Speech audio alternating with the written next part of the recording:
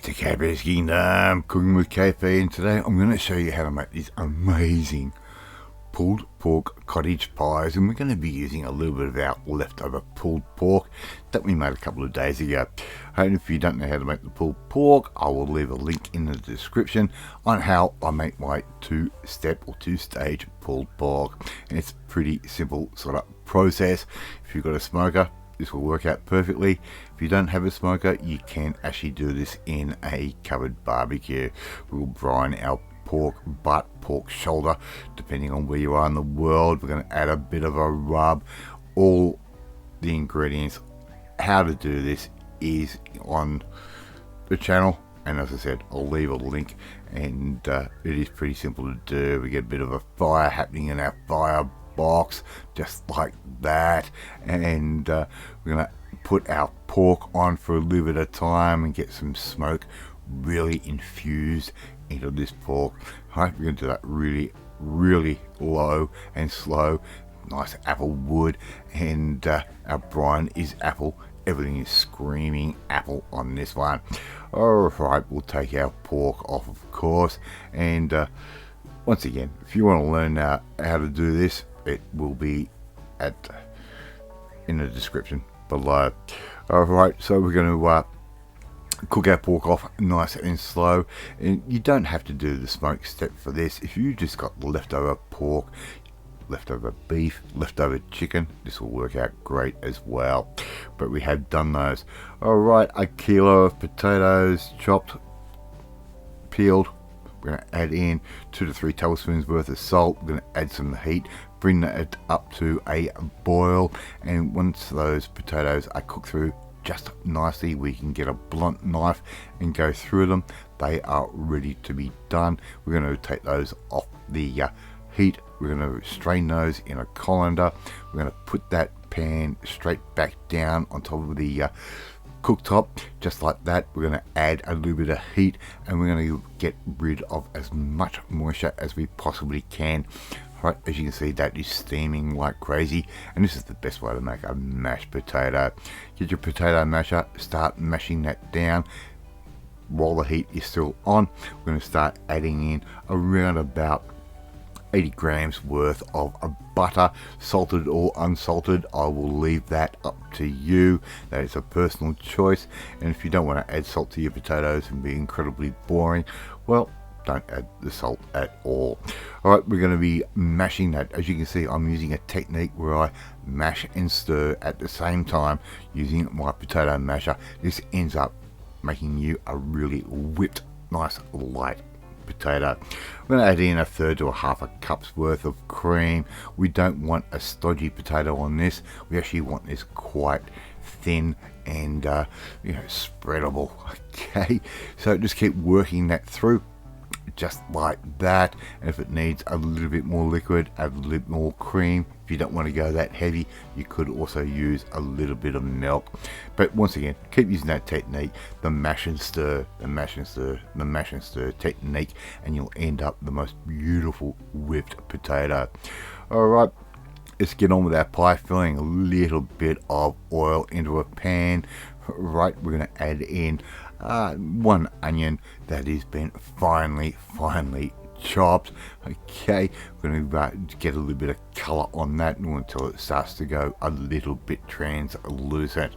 Now I'm going to add in around about 200 grams worth of mushrooms, which I've just really run my knife through and made those cut nice and small, really nice and little tiny chunks, and that's going to make a really nice sort of duxelle, for a better word, for this particular little pork pies that we're going to be making. Season up with some freshly ground black pepper to taste. Okay, once again, all the ingredients and quantities will be at the end of the video. I'm going to add in about 1 teaspoon's worth of garlic paste. If you want to use freshly crushed garlic, go for it. This is a really quick, easy weeknight meal using something leftover that we cooked on the weekend. Alright, give that a bit of a stir.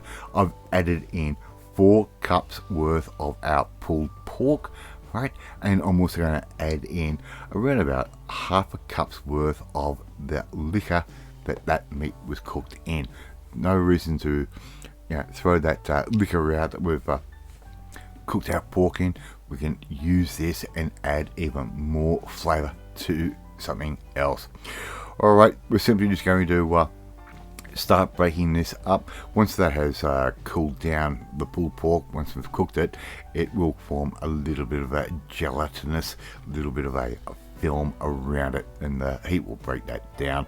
I'm going to add in about a tablespoon's worth of Worcestershire sauce, right, just like that. It's going to add in a little bit of a funkiness to it, and really beef up the bottom end of the flavour. I'm going to give that a bit of a cover, let that steam off, and let that pork absorb all those bits of moisture and everything else as it should.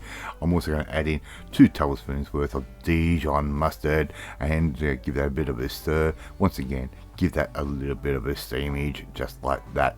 As you can see, we've got a bit of liquid happening, and that's all the fat and some of the juices that we've put in there.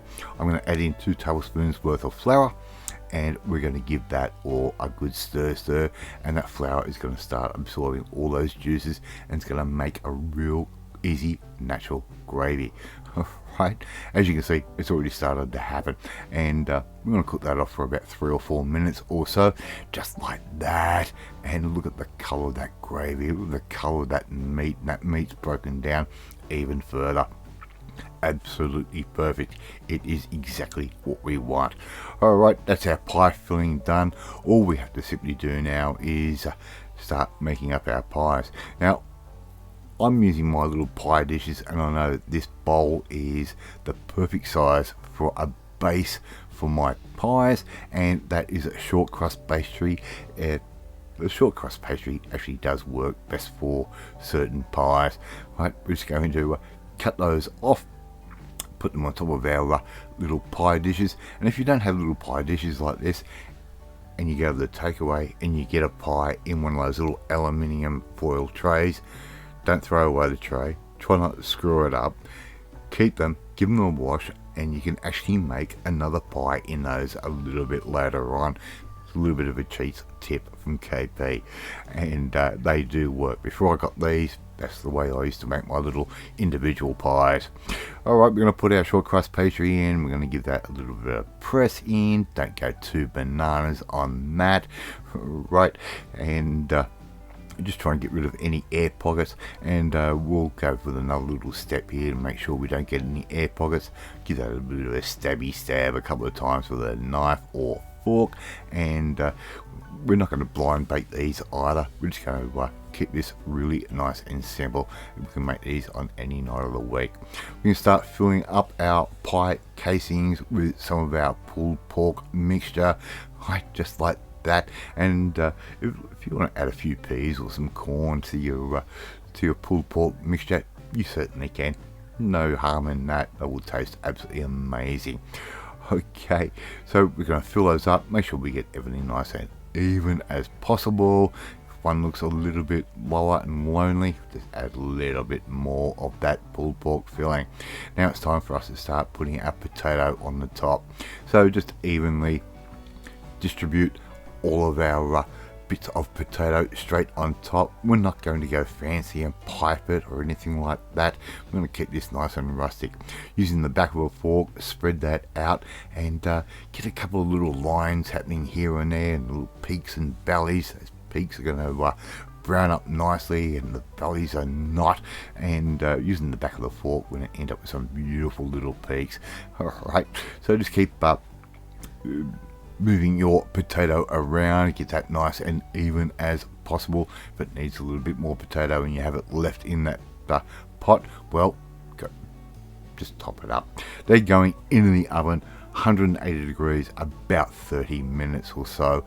All we have to do is really cook off the pastry and the potato, and there you go. How good do they look? Our beautiful KP's pulled pork cottage pies. All we have to do now is serve those up. I'm going to serve that up with a couple of crinkled chips, serve it up with some salad, serve it up however you want. But I'd like to see you try and make this one at home. It is really easy to do, folks, with a little bit of leftover meat. Thank you so much for watching this video. I really do appreciate it. If you like this video, hit that like button. It gives me confidence to make you feel warm and fuzzy too. Hit that notifications bell to be notified every time a new video goes up, and share this video with all your friends on all platforms of social media. We are trying to get known as KP's Kingdom out there.